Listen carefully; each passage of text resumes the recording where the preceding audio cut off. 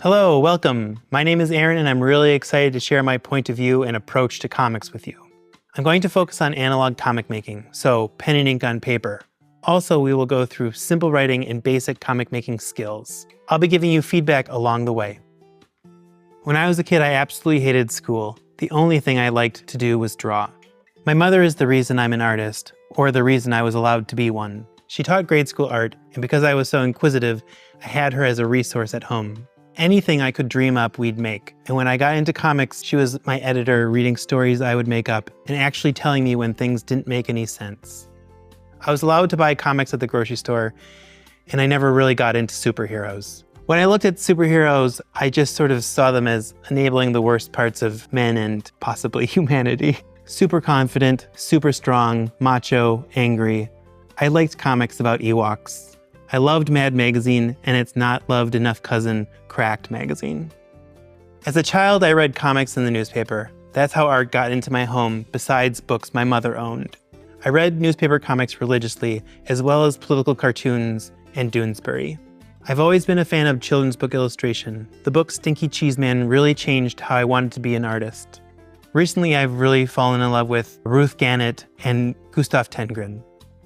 Also, animation was a huge part of my childhood. Besides drawing, all I really liked to do was watch cartoons and play video games.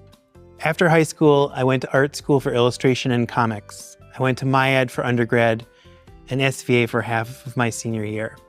I have good things to say about both schools, but I'd also have to say some things that I thought were bad about them, so maybe we won't talk too much about school.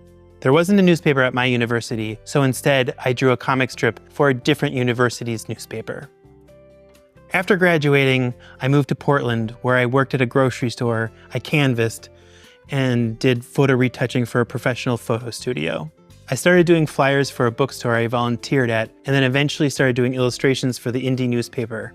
And that led me to making comics in Portland, where I met some of my favorite people ever. I learned a lot about being an artist there. It's a very art-driven city. While I was living in Portland, I cemented my love of drawing from life. There's really nothing that I like more than just sitting and drawing and listening, or not listening, to what's going on around me. It's my favorite thing to do, and I don't do it enough. When I lived in Chicago, I just loved drawing on the bus and train. My favorite way of working is collaborating.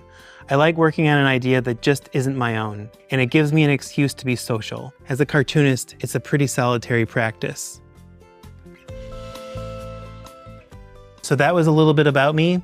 In the next lesson, I'm going to share with you my influences.